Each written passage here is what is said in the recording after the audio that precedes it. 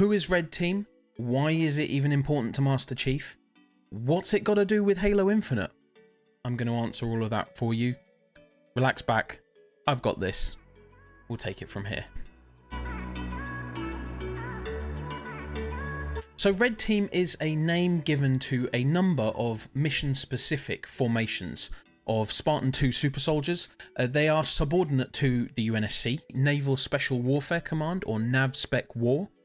Although Red Team generally operated at a size of around 6 members, more Spartans could be selected for missions that called for a larger force. Various iterations of Red Team have actively participated in numerous battles against the Covenant. They were in the Battle of Arcadia, the Battle of Jericho 7, the Battle of Sigma Octanus 4, and even the Fall of Reach. One incarnation of Red Team was also among the first members of the UNSC who engaged Forerunner Sentinels and also various Flood forces. Now currently, Red Team is very, very small. It's only comprised of 3 members. We have Commander Jerome 092, we have Senior Chief Petty Officer Douglas 042, and then we have Senior Chief Petty Officer Alice 130. And that is all currently that are in Red Team. It's even smaller than Master Chief's Blue Team. Now, one of the most key conflicts that Red Team have been involved in is the Second Arc conflict. If you've played Halo Wars 2, you will know about this, but basically the Second Arc conflict was a large battle fought between the isolated UNSC command forces of the Spirit of Fire and the hostile mercenary organisation known as the Banished in 2559, which was about 6 years after the Human Covenant War had ended on the same ancient Forerunner installation known as the Ark. Now, after mysteriously arriving at the Ark on March 28, 2559, the long-lost crew of the Spirit of Fire were actually awoken from cryosleep and soon made contact with this powerful mercenary organisation, who hopefully we're going to see a bit more of in Halo Infinite. Now, during the battle, the UNSC destroyed the Banished's flagship, which was called the Enduring Conviction and was a CAS-class assault carrier. And it initiated the deployment sequence of one of the Ark's Halo rings, one of an array of massive ring-shaped superweapons capable of destroying all sentient life in the galaxy, and intending to use it to send a distress beacon to human space. And this was actually Installation 09. Now, if you remember, in Halo 3 ended with you firing the Installation 08, which was created to replace the Halo ring that you blew up in the original Halo. So you blew up the replacement Halo, and then the Ark started building another one to try and build it again. And so you blew up Installation Alpha Halo, then you blew up Installation 08, which was the replacement for Alpha Halo, and then you blew up Installation 09. Well, I say blew up. You didn't blow it up as such, but if you played Halo Wars 2, you effectively used the ring to create a beacon to basically warn that the Banished were around, effectively. Now, a new threat emerged on the Ark when the Banished salvage teams afterwards breached the ruins of High Charity, which is what happened, with the Halo 2, Halo 3, and inadvertently unleashed the Flood once more on the Ark itself.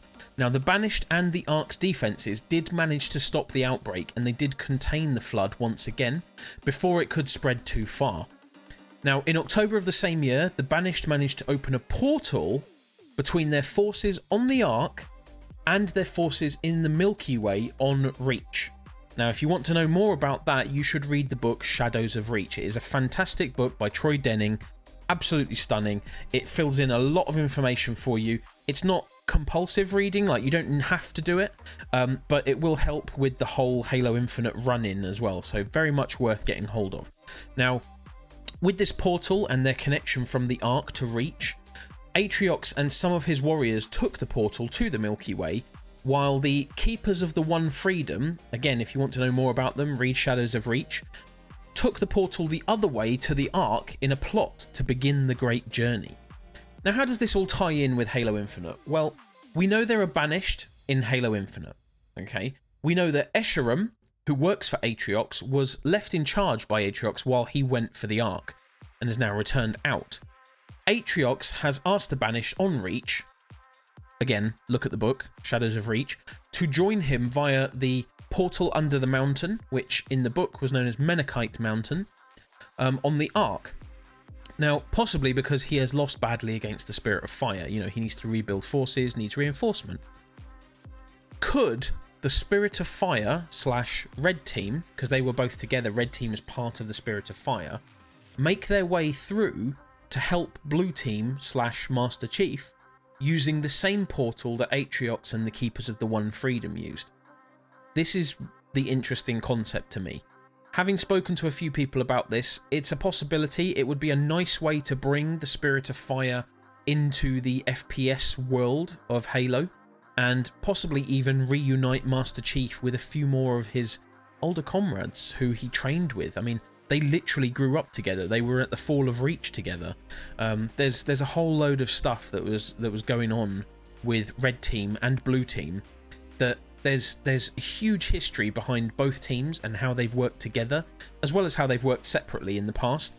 I think it would be a fantastic way to tie in Red Team with Halo Infinite and bring Jerome and Douglas and Alice right the way back in. Imagine maybe, I don't know, merging them in with Blue Team, because these teams are not fixed in size. They're designed to be very flexible in terms of fire teams to deal with all kinds of problems that the world, the galaxy could throw at them. There's never been like a set size to these teams. It's just that Blue Team has been known with John, Kelly, Fred and Linda. And, you know, Red Team has got Jerome, Douglas and Alice. Now, they're clearly under strength. At one point, Red Team numbered in the 40s, I believe, or even more possibly, for Spartans in the team. But it's always been like the main force, and it would be a lovely way to bring Red Team into the story of Halo Infinite and into the Halo universe in a stronger way. Obviously, the strategy games are hugely popular, but it doesn't compare to the actual the action games themselves. So it would be great to see Jerome in there, and I could totally see Jerome and the team coming in with their older style armor, because remember, they haven't been available, they haven't had the available updates that Chief has had over the number of years, and Blue Team. They're still running the old Mark armor, which, as you can see in the photos, still very old school, very cool in my opinion, but obviously they're running a bit behind the times with the technology. So it'd be quite cool to see them get an upgrade and maybe bring them more into the modern environment with it as well, even if it's retrofitted so that they still look like the old armor, but they've got the new technology built into it. So yeah, that's possibly how Red Team might fit in when it comes to working with Blue Team and working with Master Chief in Halo Infinite. As always, only time will tell. But food for thought. I hope you've enjoyed the video. It's a short one, but until next time, happy gaming.